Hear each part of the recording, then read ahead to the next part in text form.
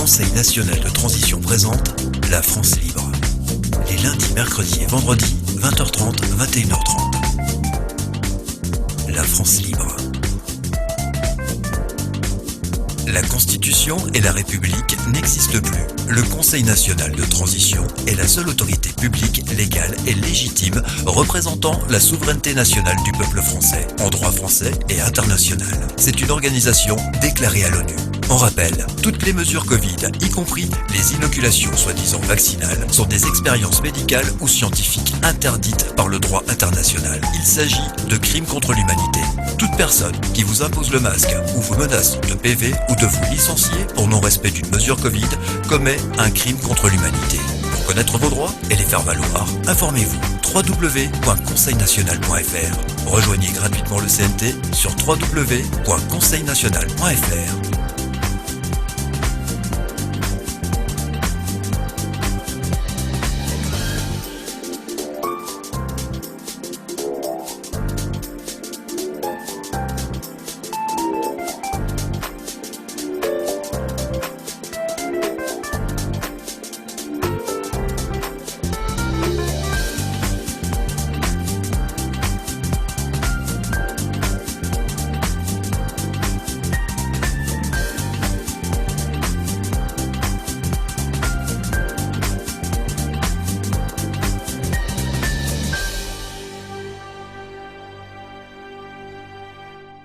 C'est un réel plaisir que de vous retrouver juste avant le week-end, petit moment privilégié d'une heure où nous aurons la possibilité de communiquer, d'informer, voire réinformer. Merci de nous accompagner dans La France Libre, l'émission du Conseil national de transition. J'accueille tout de suite Philippe, j'accueille Serge et j'accueille Bruno. Bonsoir messieurs, vous allez bien? Vous avez passé une bonne semaine? Oh, super, et un bon week-end, avec un grand soleil. Bravo. Très bien. Allez, on va partir tout de suite sur l'actualité.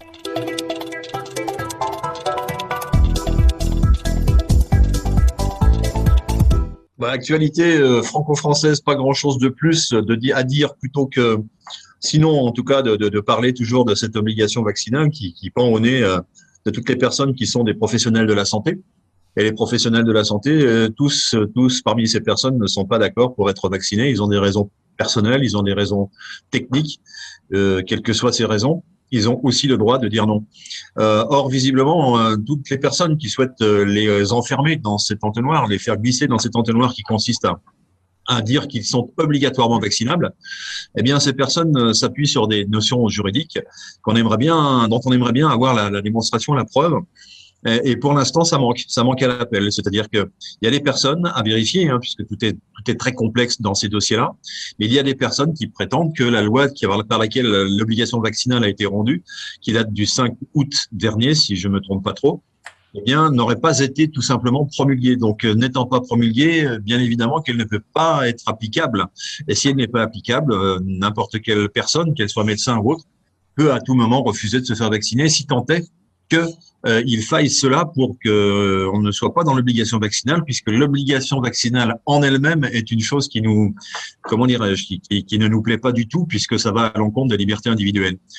Donc voilà, et donc cette obligation, de fait, sur le plan légal, n'existerait pas. Bon, voilà, donc à vérifier. Je crois qu'il faut transmettre cette information à toutes les personnes qui sont bien souvent isolées au sein des hôpitaux, au sein des centres de soins, justement, parce qu'elles sont toutes seules à penser ce qu'elles pensent. Elles sont toutes seules peut-être à nous écouter et elles n'osent pas faire valoir des droits, elles n'osent pas poser des questions. Donc je rappelle à toutes ces personnes, là je reste à nouveau dans l'actualité, qu'au sein du site, tout simplement de notre site, conseilnational.tv ou conseilnational.fr, eh bien vous trouverez tous les textes qui vous permettent de vous protéger. Là je parle aux soignants, quels qu'ils soient.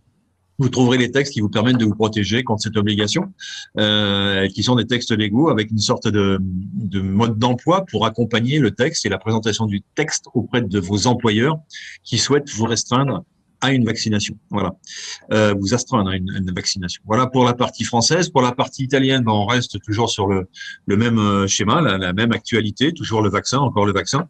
Il semble qu'en Italie, eh bien tout simplement, la coercition aille bon train, les obligations aillent bon train également, et que les Italiens tout simplement sont contre. Donc ils sortent dans la rue et ils manifestent exactement comme l'ont fait les Français, peut-être plus encore, parce qu'il y a des alternances. On s'aperçoit que d'un mois à l'autre, d'un semestre à l'autre, eh bien la main passe entre un pays qui est plus ou moins contraint, l'autre qui lâche la pression, un autre qui en met un peu plus. C'est un jeu assez sinistre et assez cynique, que ce soit au sein de l'Europe ou que ce soit sur le plan de l'entièreté du globe, sachant que les pays, je dirais occidentaux en général, sont particulièrement visés. Et sachant également qu'il y a autour de nous des pays qui sont parfaitement clean, c'est-à-dire qui ont quasiment abandonné toute mesure coercitive.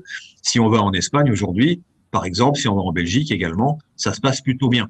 Bien que sur la Belgique, j'ai déjà eu l'occasion de dire ici qu'il y avait une sorte de levée de masque, si je puis m'exprimer ainsi, mais il semblerait que les règles évoluent également. Donc ça correspond à ce que je viens de dire, c'est-à-dire que les personnes qui étaient libres hier, elles sont un petit peu moins aujourd'hui, selon qu'on est flamand, selon qu'on est wallon, selon qu'on est plus ou moins vacciné, les réglementations s'adaptent. Alors, ce ne sont que des réglementations, ce sont rarement des lois. Et pour eux, comme chez nous, il faut absolument que la loi accompagne cette coercition, ces obligations. Sinon, s'il n'y a pas de loi, eh bien, il n'y a pas d'obligation, évidemment. Et par contre, s'il y a une loi, bien, ma foi, nous disons qu'elle a de fortes chances d'être illégale. Voilà pour notre actualité européenne, française. Je passe la main à notre ami Bruno. Merci Philippe et encore bonsoir à tous. Moi, je vais commencer justement dans la suite de ce que tu viens de dire par parler de ce qui se passe en Catalogne espagnole. J'ai les informations directes qui viennent de la mairie de la commune où je suis.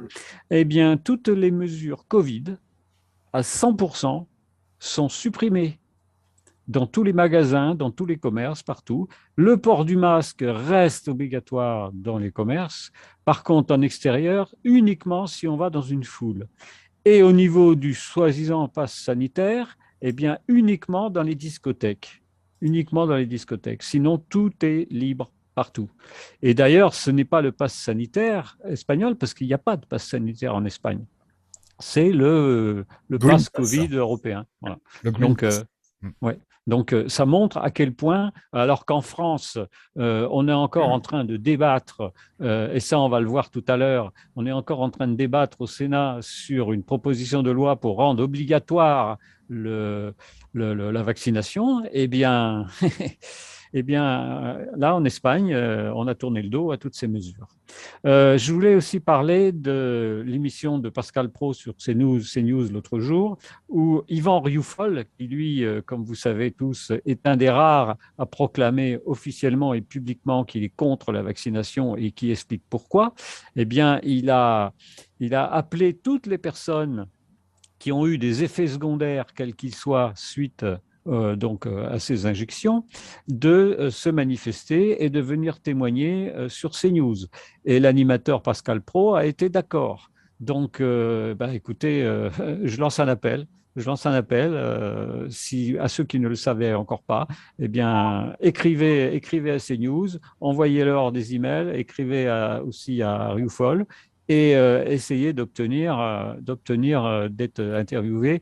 J'ai des doutes parce que comme malgré tout CNews fait partie des chaînes mainstream, peut-être qu'ils seront quand même bloqués, mais enfin c'est déjà un pas important de franchi. Et puis donc concernant donc ce débat au Sénat, on a donc la vidéo d'un discours très très bien qui a été fait par une sénatrice et qui dénonce justement tout ce qui ne va pas dans ce système de soi-disant vaccination. Discours que nous allons regarder immédiatement. Madame la Présidente, Monsieur le Ministre, Madame la Présidente de la Commission, mes chers collègues, à entendre les partisans de la vaccination obligatoire, vacciner massivement les populations apparaît comme une décision simple, une décision de progrès qui s'imposerait à tous pour faire reculer le virus. Et ceux qui osent douter, réfléchir et finalement faire un autre choix seraient d'obscurs complotistes.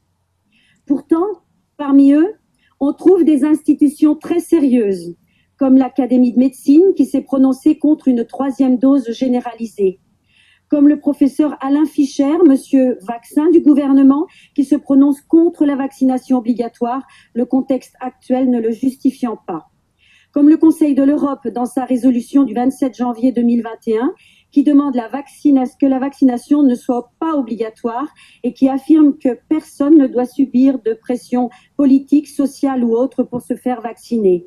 Récemment, 4 pays, la Finlande, la Suède, la Norvège et le Danemark, interdisent le vaccin Moderna pour les hommes jeunes en raison des risques courus.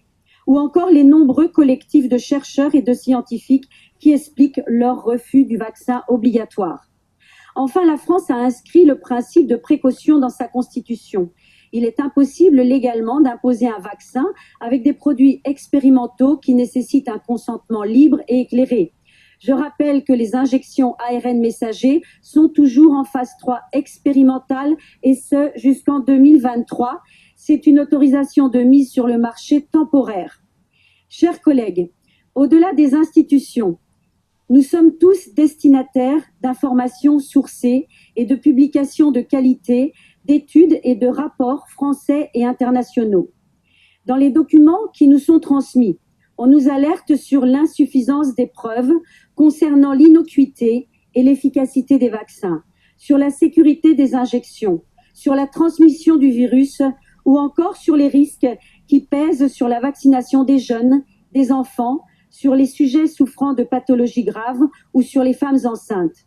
On nous alerte aussi sur les dégâts psychiques des injonctions sanitaires. Il n'y a donc pas de consensus scientifique autour de la vaccination obligatoire et de masse. Il y a des vues et des orientations divergentes de la part des professionnels de santé. Parmi elles, adapter la vaccination aux risques et renforcer le ciblage des populations fragiles. Réhabiliter l'immunité naturelle, dont des études récentes ont confirmé l'intensité, la globalité et la durabilité qui la rendent bien supérieure à celle des vaccins. Rendre aux médecins le droit de soigner à l'aide des traitements précoces reconnus. Ce sont eux qui connaissent le mieux l'état de santé de leurs patients. Mettre à disposition les données scientifiques et statistiques aux spécialistes de la pharmacovigilance, les universitaires, les virologues, les généticiens ou les immunologistes. Au vu de tous ces éléments, nous, parlementaires, chers collègues, quelle légitimité aurions-nous à rester sourds à d'autres arguments pour garantir la santé de nos citoyens? Comment pourrions-nous nous contenter d'une seule doctrine sur la situation? Quelle légitimité aurions-nous pour instaurer de manière autoritaire une vaccination obligatoire et une 3e dose alors que des médecins, des chercheurs, des soignants qui ont des compétences et l'expérience du virus doutent? Au point de renoncer, pour certains d'ailleurs, à exercer leur métier et de renoncer à leurs revenus. Chers collègues, nous avons besoin d'un débat contradictoire, d'où pourront naître des lois équilibrées et respectées. Il nous faut ouvrir ce débat et le nourrir d'une information loyale, transparente et indépendante. Si le gouvernement est convaincu et sûr de lui sur tous ces sujets, alors ouvrons le dialogue.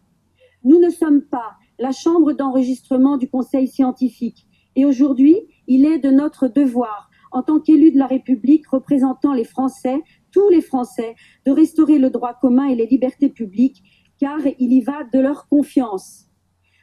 À cet instant où l'épidémie nous offre une accalmie, où le taux de vaccination de la population française a atteint des niveaux élevés, il est temps de renoncer à la vaccination obligatoire. Il est temps de renoncer à la 3e dose. Il est temps d'arrêter de supprimer des lits dans les hôpitaux. Bien au contraire, il est temps de faire un bilan et d'envisager de façon rationnelle la suite en sortant de la doctrine tout vaccinale. Plutôt que de gouverner par la peur et par le contrôle, il serait bon d'agir avec calme et raison.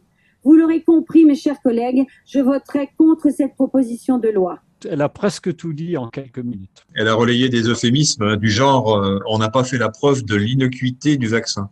Par contre, nous, on pense qu'on a fait la preuve qu'il est dangereux, quoi. Mais ça s'appelle effectivement une litote. Voilà. Ça, c'est une belle intervention. Il faut reconnaître qu'elle a du courage. Courageuse personne, ouais. C'est pas que je sois reclus, hein, c'est tout simplement que j'étais en train de préparer les éléments vidéo qui vont suivre.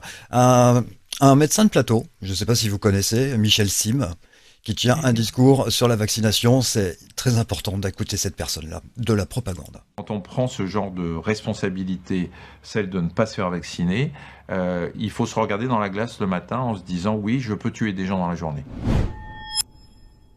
Le virus circule encore, il y a encore des gens fragiles qui vont être contaminés, qui vont probablement mourir, avec la responsabilité de ceux qui ont refusé de se vacciner et qui vont donc transmettre ce virus à des gens qui vont croiser et qui, eux, n'auront peut-être pas pu se faire vacciner pour des raisons médicales, contre-indication, un système immunitaire qui ne supporte pas la vaccination. Je refuse de débattre avec des anti-vax. Ça fait 1 an qu'on explique les risques qu'on prend pour soi et surtout pour les autres. 1 an qu'on explique que dans liberté, égalité, fraternité, il y a aussi fraternité. C'est leur problème. Mais je pense qu'un jour, il faudra demander des comptes à ceux qui ont été médecins ou infirmières et qui ont refusé de se faire vacciner pour des raisons qui leur est probablement personnelles. Je ne m'apitoie absolument pas sur le sort des infirmières ou des médecins qui ont fini par quitter ce métier parce qu'ils n'ont pas voulu se faire vacciner. C'est leur choix, c'est leur problème. Comme le discours peut être changeant d'une personne à l'autre. Voilà ce qu'on appelle la pensée unique. La pensée unique. Ce qu'il y a de grave chez cet individu-là, il est soi-disant médecin. Comment un médecin peut parler comme ça? Il ne veut pas absolument s'apitoyer sur ceux qui ne se font pas vacciner, qui sont des dangers. Alors que s'il suivait les statistiques quand elles sont publiées, il meurt davantage de personnes chez les vaccinés que chez les non-vaccinés. Le vaccin tue plus que le soi-disant virus. Donc c'est quand même quelqu'un qui ose parler de choses qu'il ne connaît pas. C'est un propagandiste. Et il n'a rien à faire dans la médecine, ce monsieur-là. Voilà. Je crois qu'on est bien tous d'accord. J'ai encore quelques images à partager avec vous, vous allez voir. C'est aussi assez impressionnant. On parle, Rachid, maintenant d'une nouvelle arme, une arme anti-émeute. Exactement, et c'est l'armée américaine qui l'a présentée hier, cette nouvelle arme anti-émeute. Il s'agit d'un canon qui envoie des ondes électromagnétiques à 1 km de distance, même à la ronde, et cela pour faire fuir les personnes visées qui ressentent à ce moment-là une forte sensation de chaleur. Les forces armées assurent que ce n'est pas du tout dangereux. Mélissa Collado. On ne la voit pas, on ne l'entend pas, mais on la ressent. Voilà comment est décrite la nouvelle arme mise au point par les chercheurs de l'armée américaine. C'est comme ouvrir la porte d'un four, avec une sensation de piqûre du sternum jusqu'au cou. Quand c'est arrivé au cou, instinctivement, je me suis écarté d'un bond. À quelques mètres, une antenne sur le toit d'un camion vient d'émettre un puissant rayon électromagnétique. Il ne tue pas et ne blesse pas. Le canon anti-émeute provoque juste une désagréable impression de chaleur intense. Le réflexe, prendre la fuite. Ça peut servir pour empêcher des incursions à l'intérieur d'un périmètre de sécurité ou pour contrôler des mouvements de foule, pour calmer le jeu et disperser des groupes avant que ça ne dégénère. L'arme n'a pas encore été testée sur le terrain, mais elle est déjà précédée d'une mauvaise image. Les rayons électromagnétiques sont utilisés dans les fours pour chauffer la nourriture. Les scientifiques américains assurent qu'il n'y a pourtant aucun danger de surexposition. L'appareil s'arrête automatiquement après 3 secondes d'utilisation. Sur 11 000 tests menés sur des humains, seules 2 brûlures ont été constatées. Mais le Pentagone n'a pour le moment pas décidé de passer commande. Heureusement, l'appareil s'arrête après 3 secondes d'utilisation en mode sécurité. On imagine ce que ça pourrait faire autrement. Peut-être des réactions de votre part. J'ai envie de dire, oui, le réchauffement des émeutiers, ça nous introduira facilement vers la notion de réchauffement de la planète qui est peut-être le sujet d'aujourd'hui. Mais ce que je veux dire aussi, c'est que ces technologies, elles sont parfaitement anciennes. Il n'y a rien de neuf sous le soleil. Simplement, elles sont appliquées, elles sont mises au grand jour, elles sont divulguées. Et elles sont mises en avant aujourd'hui dans un contexte compliqué, puisqu'on a bien vu qu'on a des foules entières qui sont contre un certain nombre de choses, notamment tout ce qui tourne autour de la Covid-19, évidemment. Et que dans ce cas-là, eh bien, on n'hésitera plus, quand je dis on, ce sont les gouvernements, à utiliser ce type d'armes déjà connues pour faire reculer des foules qui se sentent elles-mêmes dans leur bon droit, mais avec lesquelles on a décidé de ne pas discuter.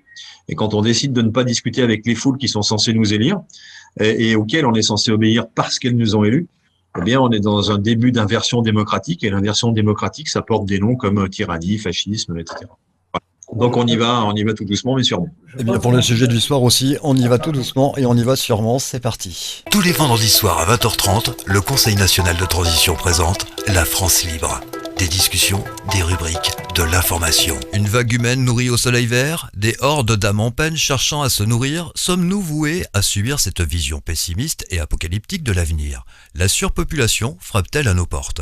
Le concept de la surpopulation est né en Angleterre en 1798, lorsque le révérend Thomas Robert Malthus a vu que la production alimentaire augmentait progressivement alors que les gens se reproduisaient de façon exponentielle. Sur la base de calculs simples, il prédit que le monde serait en manque de nourriture d'ici 1980. Ce qu'ignorait Malthus, c'est que l'humanité allait développer des solutions pour nourrir abondamment l'espèce humaine au-delà de toutes espérances. La faim qui sévira dans le monde touchera principalement des populations n'ayant pas accédé à un certain niveau de développement technique ou par le manque de redistribution des richesses. Ainsi, la peur de la surpopulation va conduire Malthus à penser que certaines maladies ne devraient pas être guéries par souci de contrôle de la population.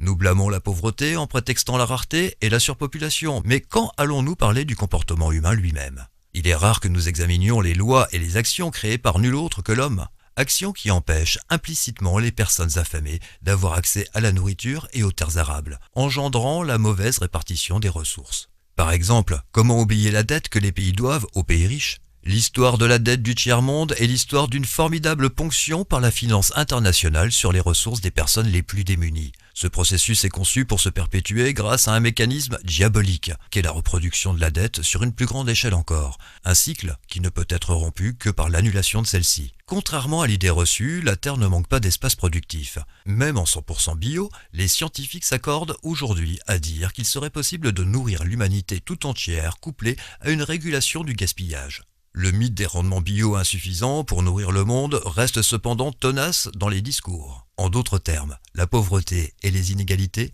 causent la faim, pas la surpopulation. Le sujet de ce vendredi, surpopulation et réchauffement climatique. Merci Sylvain pour avoir fait déjà ce résumé magnifique.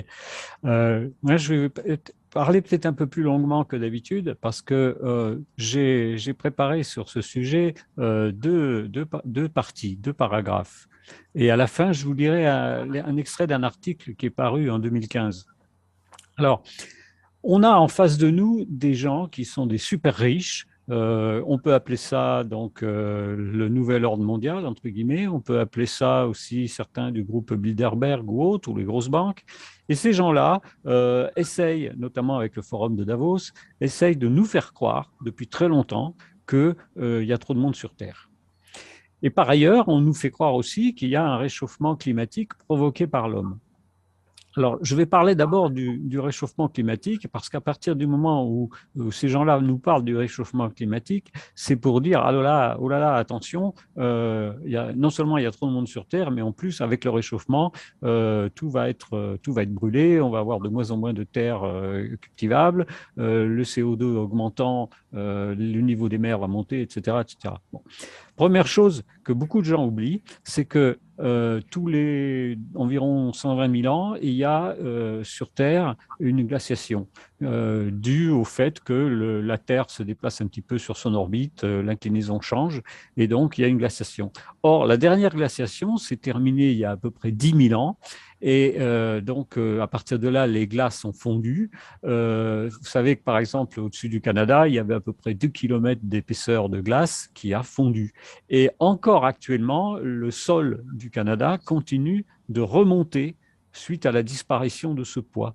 Donc, on n'a pas fini actuellement, 10 000 ans après, de sortir de la glaciation. C'est-à-dire que la Terre continue à se réchauffer normalement. Vous savez par exemple que le niveau des mers, il y a 10 000 ans, quand toutes les glaces ont fondu, a monté d'environ 150 mètres, et que ce qui a déclenché d'énormes cataractes qui ont rempli la mer Noire. La mer Noire a monté de 150 mètres, et ça peut être d'ailleurs une des origines de la légende ou du mythe du déluge. Parce que, d'après les calculs qui ont été faits, ça représentait des chutes qui étaient à peu près 50 fois plus importantes que les chutes du Niagara, et qui ont duré pendant des mois et des années.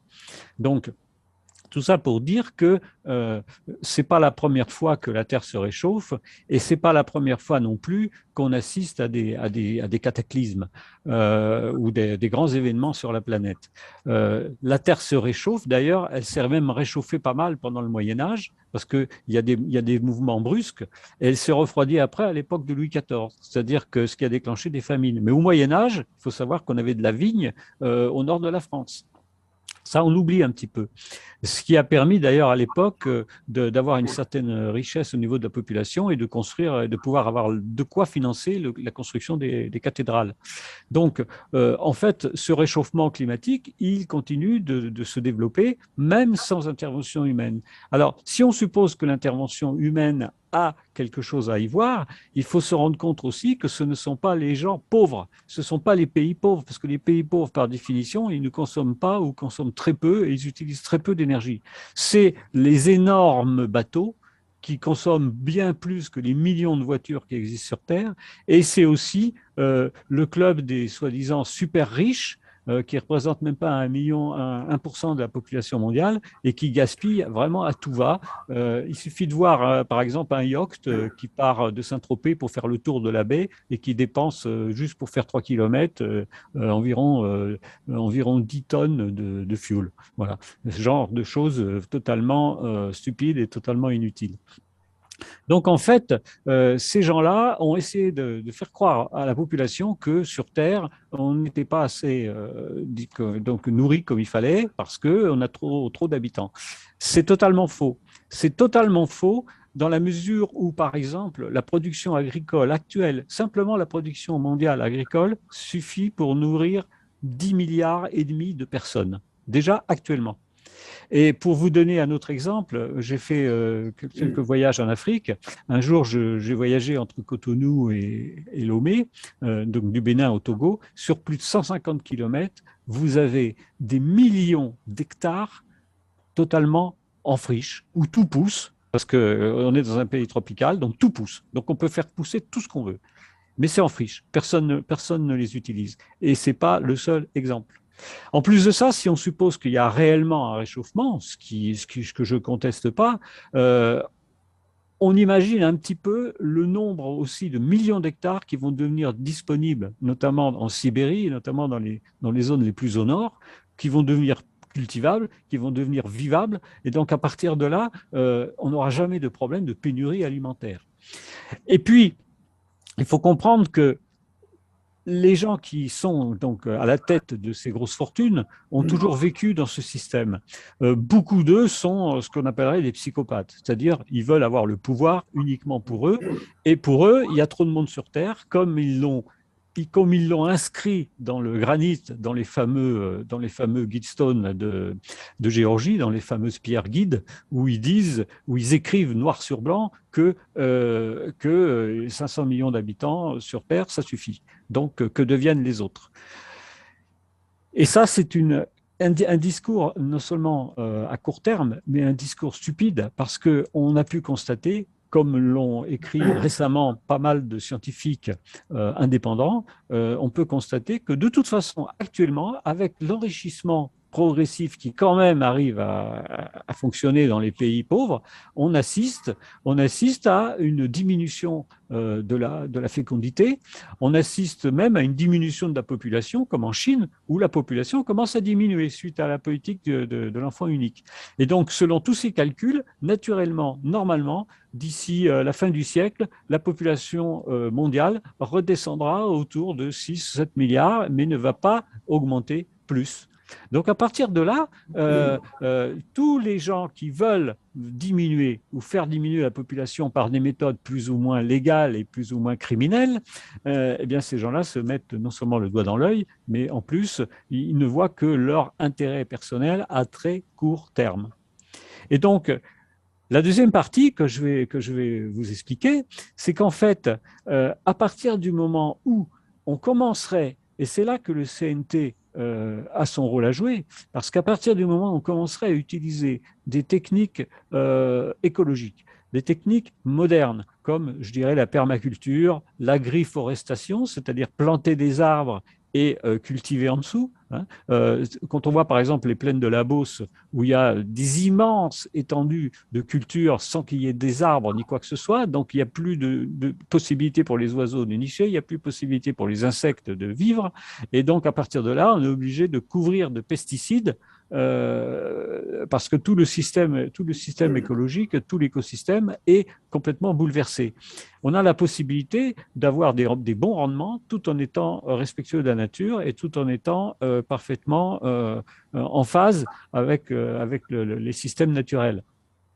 Nous, dans les commissions du CNT, on a beaucoup travaillé sur ces domaines-là, notamment la commission agriculture, la commission écologie, la commission finance et puis la commission sciences. Parce qu'au niveau des énergies nouvelles, il y a énormément de choses à faire qui permettraient d'éviter de dégager du CO2 d'une manière catastrophique, que ce soit donc l'énergie solaire, que ce soit la géothermie ou que ce soit aussi l'hydrogène.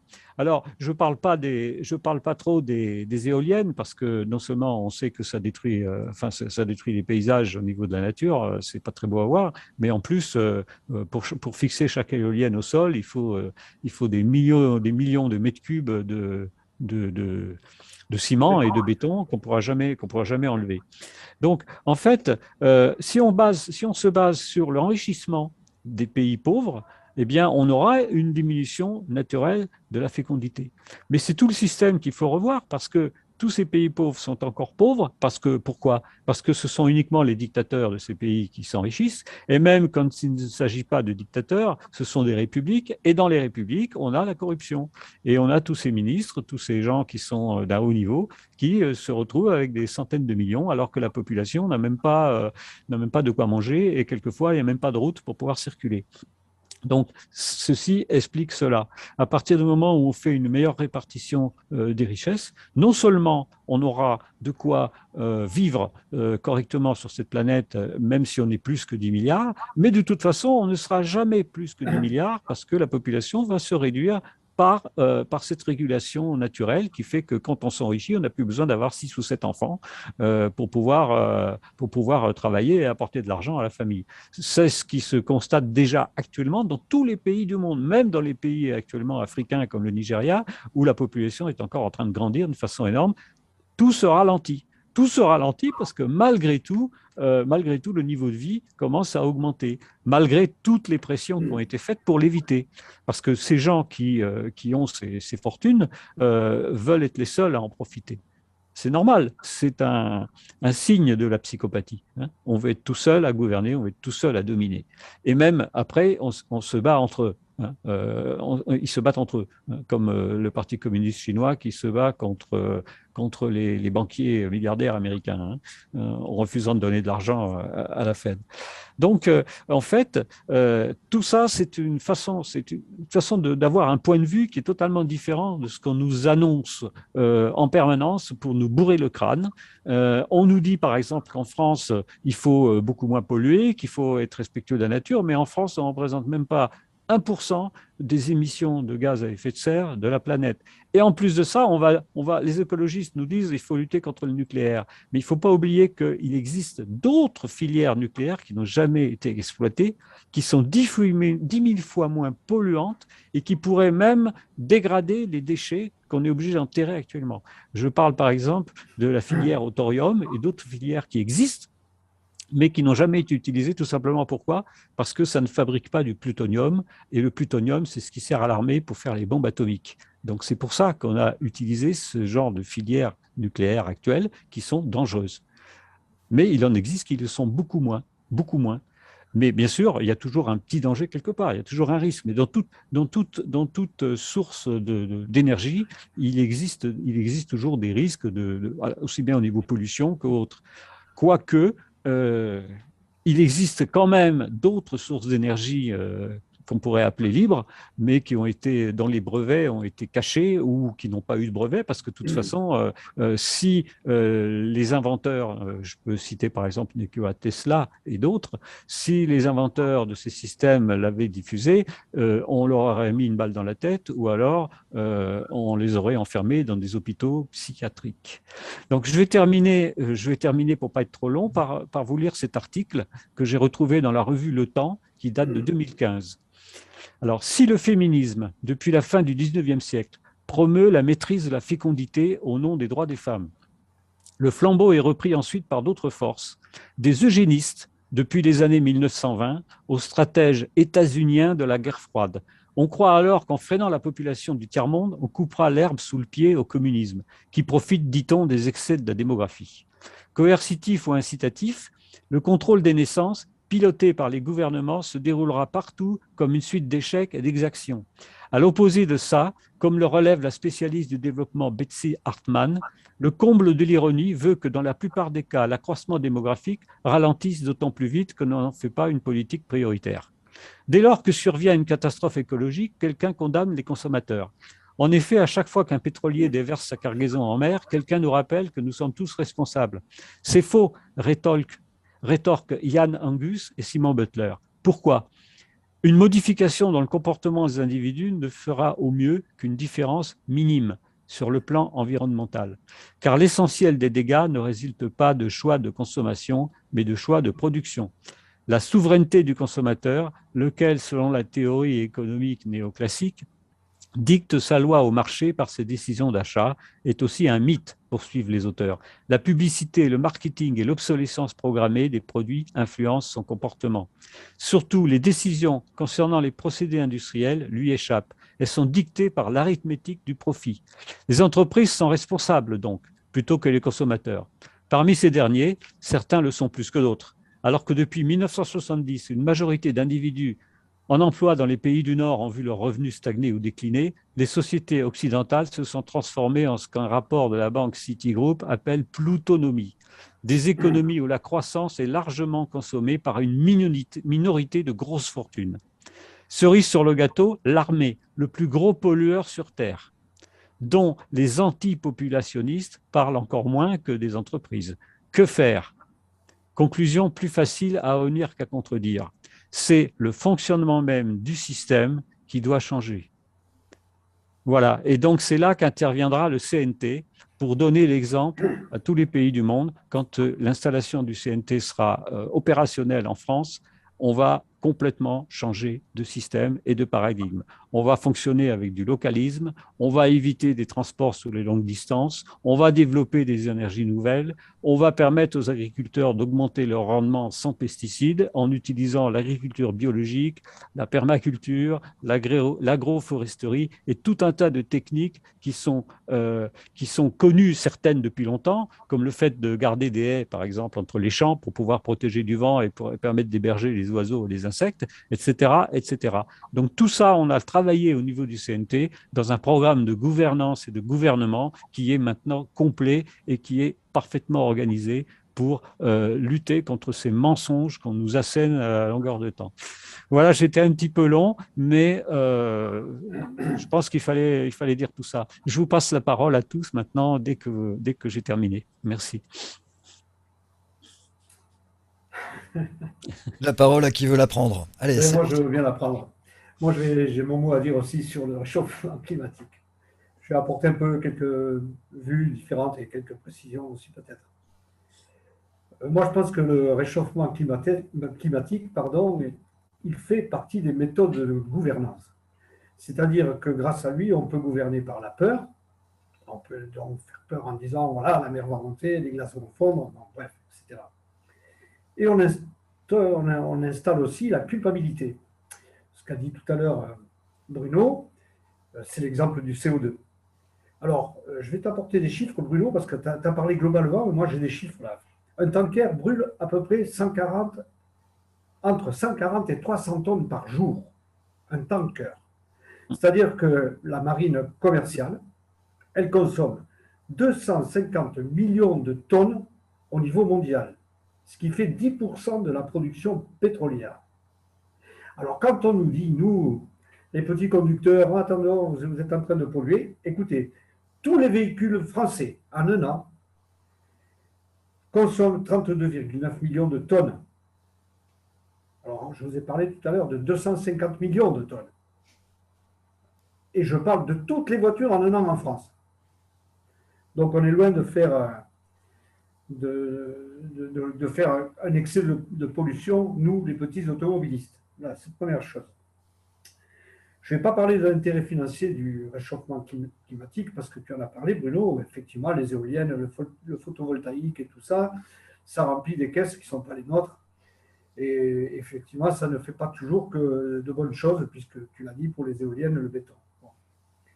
Alors, qu'est-ce qu'il en est en réalité du réchauffement? Si on regarde vraiment les statistiques, quand on se plonge là-dedans, on s'aperçoit que la température moyenne de la Terre, tout confondu, jour, nuit, été, hiver, etc., on parle de température moyenne, elle est de 15 degrés. Et en réalité, on a perdu 1 degré en un siècle. Alors, ce n'est pas le réchauffement, c'est le contraire. Ça, c'est la première chose. Pour ce qui est de l'Arctique, les glaces sont stables. En Antarctique, on enregistre 11 300 km² de glace en moyenne en plus par an, chaque année. Donc, on n'est pas en débit. Alors, je tiens ça d'un monsieur qui s'appelle François Gervais, je vais le lire parce que je ne me rappelle pas de ça. Il est professeur émérite de l'Université de Tours, c'est un scientifique et médaillé du CNRS en thermodynamique. Donc, ces chiffres-là, je les sors de lui. Mais je les ai vérifiés et il n'est pas le seul à les donner, ces chiffres-là. Pour ce qui est de l'effet de serre, dont on nous parle sans arrêt avec le CO2, c'est intéressant ça aussi, parce que le plus grand effet de serre est provoqué par la vapeur d'eau, et non pas par le CO2. En deuxième, par l'azote, qui est minime dans l'histoire. Et le CO2 représente 0,004%. Alors, vous vous rendez compte de ce qu'on nous raconte. Et si on le multiplie par 2, le CO2, imaginons qu'on le multiplie par 2, là, tout d'un coup, on augmenterait la température de la Terre de 0,6 à 0,7 degrés. Donc, vous voyez que c'est vraiment du pipeau qu'on nous raconte. Hein. Moi qui me prenais pour un criminel avec mon vieux diesel qui a 5 ans, finalement...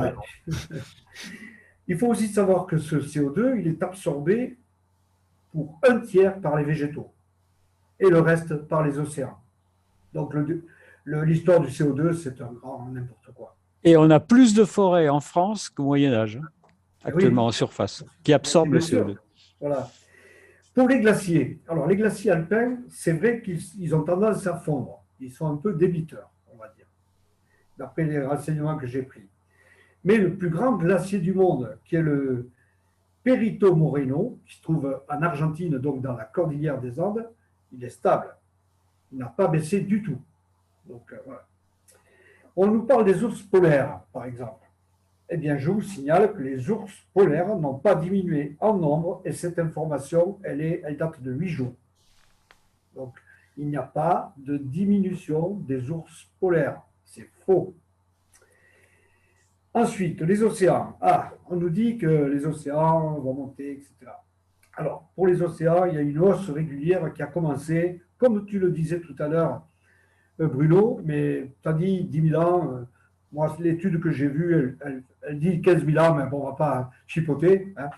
Et il est vrai qu'après la période glaciaire, il y a 15 000 ans, les mers sont montées de 120 mètres. C'est pour ça qu'on a des grottes, notamment près de Marseille, qu'on a retrouvé des grottes ornées, des grottes avec des peintures, mais qui sont sous l'eau actuellement. La grotte Cosquer, formidable.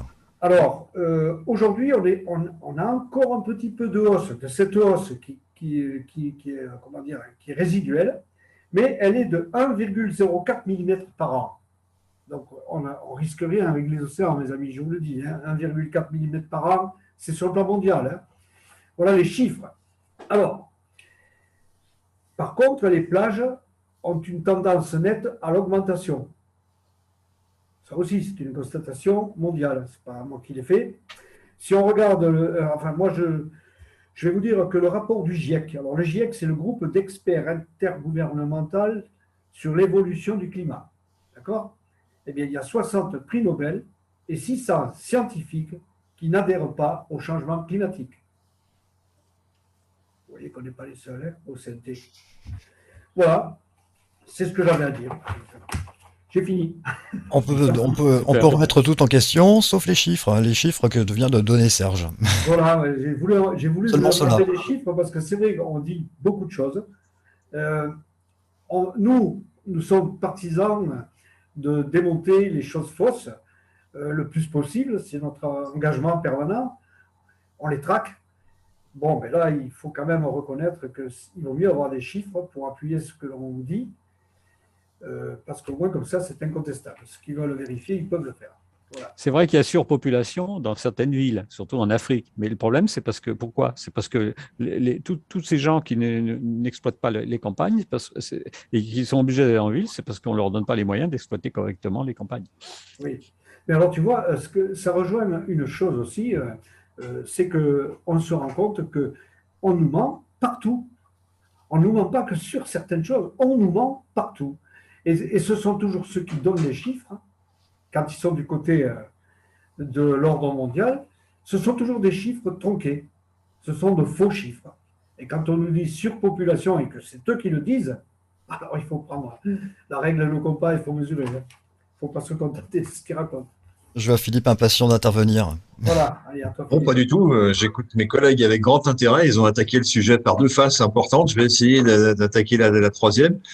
Voilà, pour ce qui concerne le réchauffement climatique, il y a eu des matchs. Il y a eu des matchs qui se sont passés sur les prétoires, hein, tout simplement dans des procès, notamment avec un technicien, un ingénieur canadien qui prétendait que le réchauffement climatique n'était pas dû à l'activité humaine, contre l'avis général, évidemment, et en particulier d'un grand pape dont je vais malheureusement oublier le nom, mais l'histoire est authentique, et donc qui, lui, prétendait le contraire, c'est-à-dire que l'activité humaine serait, d'après lui, et d'après d'autres, à l'origine de réchauffement, de ce fameux réchauffement climatique, et de notre culpabilité profonde par rapport au mal que l'humain fait à la planète. Donc, il y a eu un match. Pourquoi? Parce que le jeune ingénieur canadien, qui lui est arrivé avec ses idées, a dit, en face, il nous raconte des blagues. C'est exactement ce qu'il vient de dire Serge, si je me trompe pas trop. En face, il nous raconte des blagues, et en face, ils ont rien dit une fois, rien dit deux fois, et puis à la troisième, eh bien, les foudres sont tombées sur ce malheureux ingénieur canadien, et sous la forme d'un procès, tout simplement, hein, lors duquel il était question de faire la démonstration que ce jeune blanc-bec se trompait, d'une part, et que d'autre part, il allait devoir des dommages et intérêts sérieux aux grands théoriciens du réchauffement de la planète à cause de l'homme. Donc voilà. Donc ce match, il a eu lieu de quelle façon? Bien, tout simplement, cet ingénieur canadien, lui, qu'est-ce qu'il a fait? Il a produit ses calculs, il a produit son travail devant la cour, qui a lu sa production et les raisons qui l'amenaient à la conclusion que l'activité humaine n'était pas partie prenante dans le réchauffement climatique. La Cour en a pris acte et a dit « Merci monsieur, nous avons tout bien compris, c'était parfaitement clair ». Et là, il s'est tourné comme un seul homme, cette même Cour, vers le challenger, qui était en fait le grand patron, américain donc, et qui lui a dit écoutez monsieur, nous attendons de vous la même chose que ce que nous avons reçu de ce monsieur. Donnez-nous votre production pour que nous puissions l'analyser et tirer des conclusions sérieuses. Et là, tout simplement, l'ingénieur américain a dit écoutez, non, moi j'ai fait des calculs, ils sont ce qu'ils sont, il va falloir vous en contenter. Alors une fois, deux fois, ils ont insisté un petit peu, et puis toujours non. Bon, nous sommes sur le plan juridique, je rappelle, pas sur le plan scientifique qui a déjà été évacué d'une certaine façon par un certain nombre de productions par cet ingénieur canadien. Et là, on a l'ingénieur américain qui dit j'ai toutes les preuves, mais je ne vous les montrerai pas. Étrange attitude. De telle sorte que, eh bien évidemment, il a perdu son procès, ce monsieur, qui devait normalement faire qu'une bouchée de ce jeune blanc-bec canadien, n'ayant pas voulu produire ses preuves. Alors on ne sait pas si c'est parce qu'elles étaient fausses, si c'est parce qu'elles n'existaient pas, etc., etc. Mais toujours est-il qu'il n'a pas voulu les produire devant ce jury. Et bien entendu, il a perdu son procès. Donc voilà. Donc on ne peut pas dire qui a raison, qui a tort, mais tout ce qu'on peut dire, c'est que dans le dossier des réchauffistes, c'est-à-dire ceux qui croient que l'intervention humaine y est pour quelque chose, eh bien ce dossier, il est vide. Tout simplement. Donc ça fait quand même une forte présomption pour qu'il y ait une manœuvre, sinon une manipulation derrière tout ça. Et alors ce que disait tout à l'heure très bien Bruno, c'est que effectivement, concernant le réchauffement climatique, on est plutôt dans une forme de mythe. Il n'y a pas de réchauffement climatique. Ce fameux procès que je viens d'évoquer pouvait en être l'illustration, mais parmi d'autres événements, bien entendu. Et donc, ça, c'est un mythe. Bon, ok. Et Serge nous a dit une chose très intéressante. Il nous a dit que c'est un système de gouvernance. Alors, effectivement, c'est un système de gouvernance. Par quoi? Par la culpabilité, par la peur, etc., etc. Alors, quelle est la légitimité des chiffres? Ça, c'est quelque chose que nous avons du mal à figer, non pas à comprendre ni à savoir, parce que nous, notre position au sein du CNT, elle est claire. On va du côté du bon sens, on va du côté de ce que le droit a pu dire, notamment aux États-Unis, en la matière. Et le bon sens et le droit nous disent que il n'y a pas de réchauffement climatique dû à l'homme. Voilà, c'est comme ça. Et tous les autres qui nous disent le contraire n'ont avec eux qu'une seule puissance, c'est celle des médias, c'est celle de l'argent, mais ils n'ont pas la puissance de la vérité. C'est dommage pour eux, parce que nous sommes amenés à les challenger justement et faire en sorte de ne pas les croire sur parole. Ça fait partie de notre métier. Hein, quand je dis notre métier au sein du CNT, je rappelle que nous sommes pour la vérité et pour l'authenticité des choses. Donc voilà. Donc c'est ça qui est important. Alors, est-ce que par hasard le réchauffement climatique pourrait être lié à des vraies causes extérieures? On peut l'envisager. Il n'y a rien d'idiot dans tout ça. À dire que la Terre se rapprocherait du Soleil et qu'on prendrait 1 degré tous les 6 mois, c'est un scénario catastrophe qui a fait les beaux jours de tous les films catastrophes justement, et qui peut un jour ou l'autre arriver, hein, bien évidemment. J'ai entendu très récemment, que nous étions à la merci d'un flash solaire qui allait intervenir d'une minute à l'autre. Alors, un flash solaire, ça a des effets électromagnétiques. Pour l'instant, à ma connaissance, ça n'a pas trop d'effet sur la température de la Terre, mais on peut imaginer que des événements extérieurs puissent, à un moment donné, réchauffer la Terre. Ça me choque pas.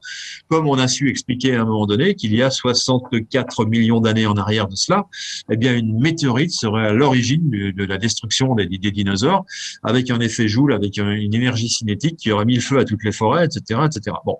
Tout ça, évidemment, ça a dû changer, j'imagine, l'environnement de la planète et ça a dû créer des cataclysmes. Alors, le cataclysme, c'est quelque chose qui arrive par des événements extérieurs.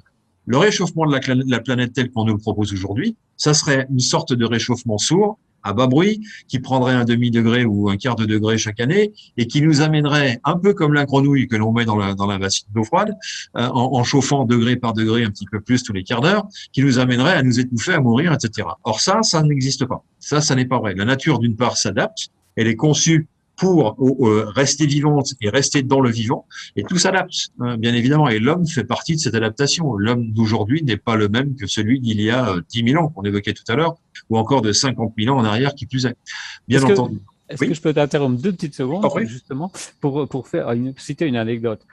Si on a tellement de carburants fossiles qu'on utilise et qui produisent justement du CO2, c'est parce qu'il y a 65 millions d'années et un peu avant, on avait sur Terre un paradis pour dinosaures, où la température était 6 à 7 degrés plus forte qu'aujourd'hui, et donc il y avait des forêts partout sur Terre, et c'est la décomposition de ces forêts qui a donné le charbon et le pétrole. Alors c'est vrai qu'à l'époque c'était un paradis pour les dinosaures. C'était moins un paradis pour les premiers mammifères qui ont dû apprendre à courir vite, parce que quand ils avaient un tyrannosaure qui leur courait derrière, ils avaient intérêt à courir vite. Mais on n'oublie pas que si on a du pétrole et si on a du charbon aujourd'hui, c'est parce que il y a 65 millions d'années et un peu avant, il y avait des forêts partout sur Terre qui se sont décomposées. Et donc, ils faisaient une température 6 à 7 degrés au-dessus de la température actuelle. Eh bien, malgré ça, la vie a continué et c'est aussi grâce à ça qu'on est là, nous, actuellement. Voilà. Alors, tout à fait, merci. Et si on écoute une personne comme Monsieur Idriss Aberkan, que nous connaissons, qui est un savant, un sachant, et il nous explique que la plus grosse catastrophe qui est arrivée sur Terre, hein, historiquement, il faut raisonner en millions, voire milliards d'années, c'est l'apparition de l'oxygène, qui a tout changé. Et alors qu'il n'y avait pas d'oxygène avant sur la Terre. Bon, voilà. Donc ces catastrophes, au sens changement majeur gazeux, de température ou de gaz, ça c'est quelque chose qui fait évoluer la vie dans un sens ou dans l'autre. Voilà, exactement. Donc il y a des disparitions d'un côté, des créations de l'autre. Tout ça pour dire que la vie reprend toujours ses droits.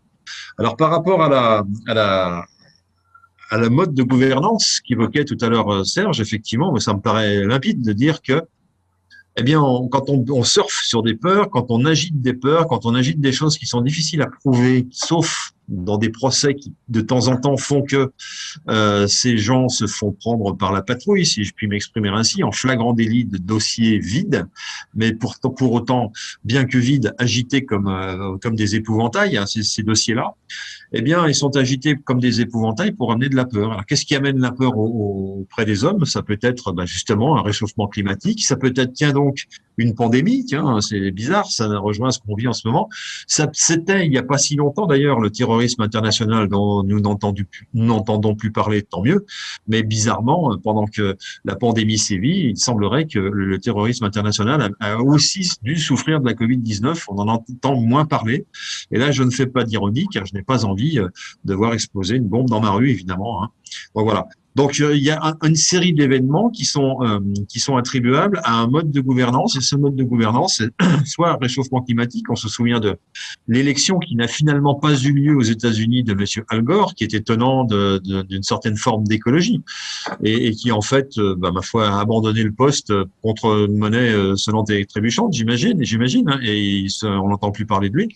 Voilà. Donc, il y a eu une sorte d'écologie système et business système surtout, hein, qui nous fait penser qu'on est toujours dans un milieu des affaires et que soit on agite des peurs pour soumettre des gens, soit on ajoute des peurs pour les faire payer. Alors, soit une culpabilité, en l'occurrence d'être des pollueurs payeurs, et nous sommes des consommateurs pollueurs. Tout à l'heure, Bruno nous a bien dit que ça n'était pas une pollution qui était due à la consommation, mais c'était une pollution qui était due à la production, et que c'est la production qui impose quoi faire aux consommateurs, et pas l'inverse, contrairement à ce qui nous est dit dans certaines théories économiques. Là-dessus, je partage tout à fait ce qu'a dit tout à l'heure Bruno à ce sujet-là.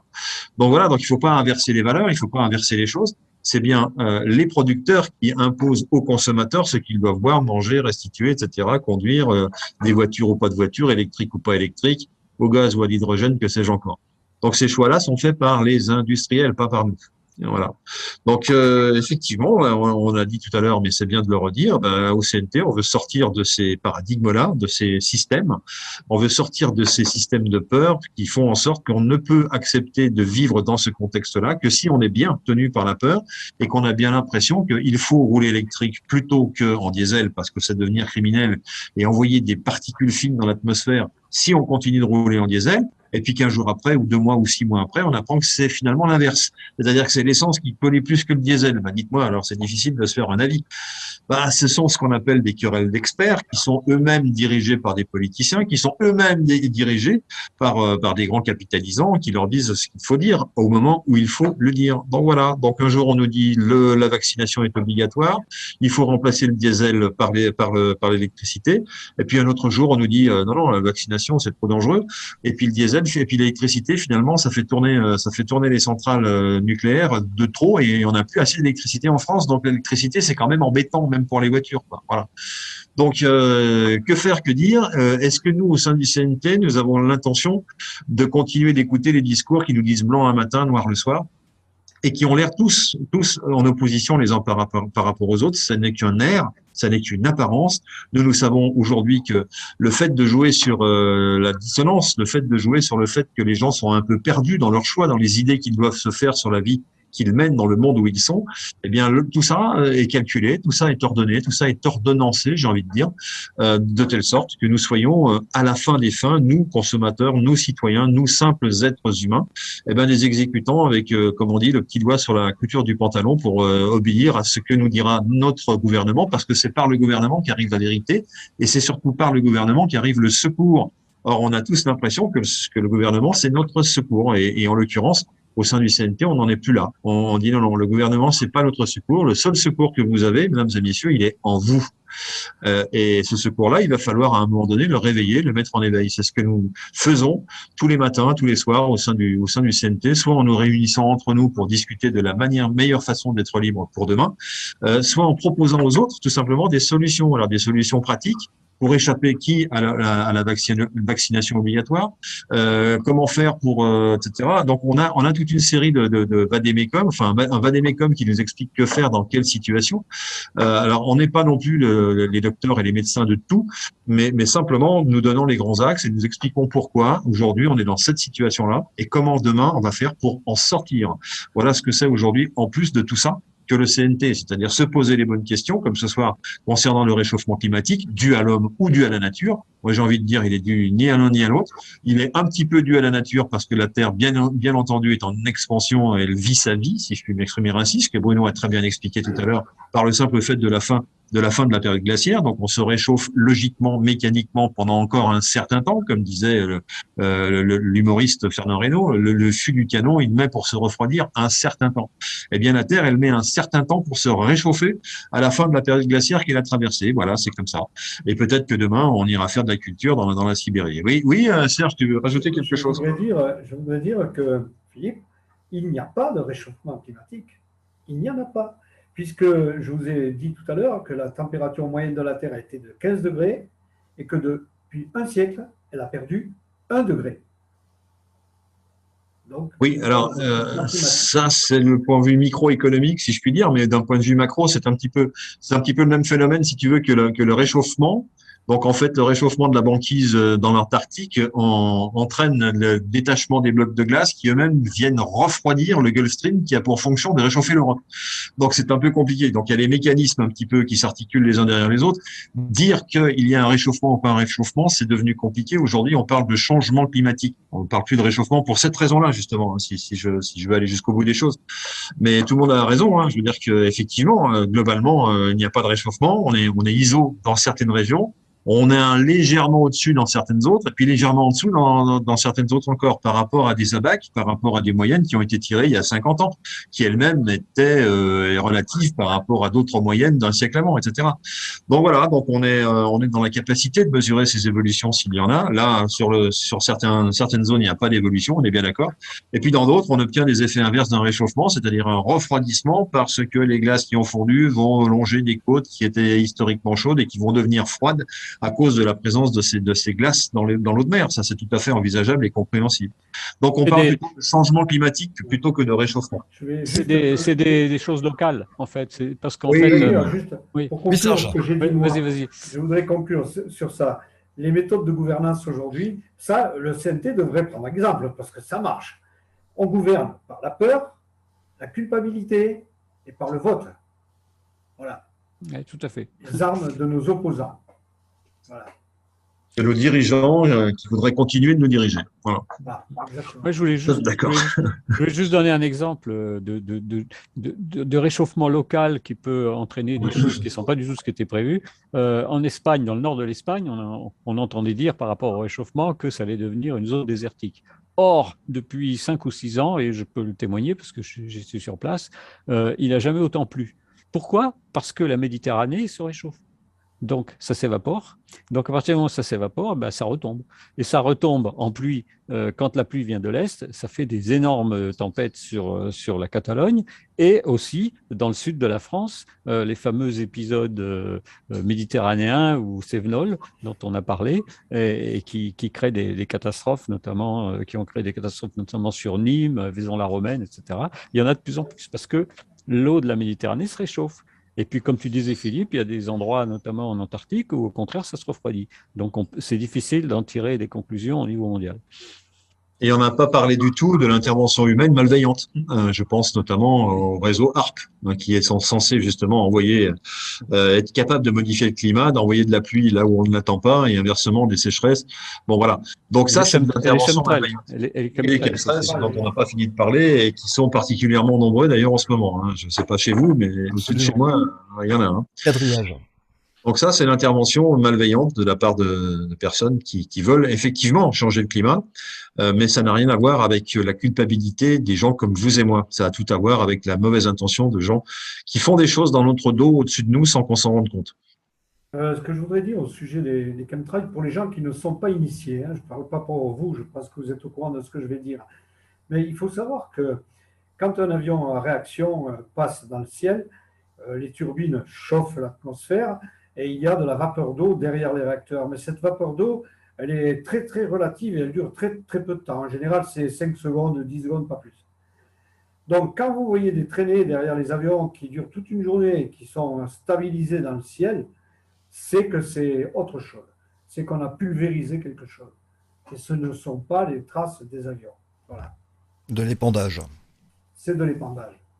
Nous avons aujourd'hui le potentiel et l'intelligence de créer des technologies durables, des produits bénéfiques et un système harmonieux qui permettrait à l'humanité de prospérer au bénéfice de tous. Ceci n'est pas une utopie, mais l'irréalisé. Ce monde serait plus beau et n'aurait plus de sens s'il n'était pas destiné aux 7 milliards de personnes sur la planète sans exception. Voilà pour la conclusion de ce sujet, messieurs. Une émission, moi, qui m'aura fait énormément de bien, j'imagine qu'à vous aussi, parce que personnellement, ça m'a enlevé énormément de culpabilité, je me sentais responsable anonyme de beaucoup de choses, et merci à Serge d'avoir donc sorti les chiffres aujourd'hui. Un excellent week-end, on se retrouve à partir de lundi, 20h30, merci Philippe, merci Serge, merci Bruno, au revoir. Merci à vous tous, et merci aux spectateurs d'être là.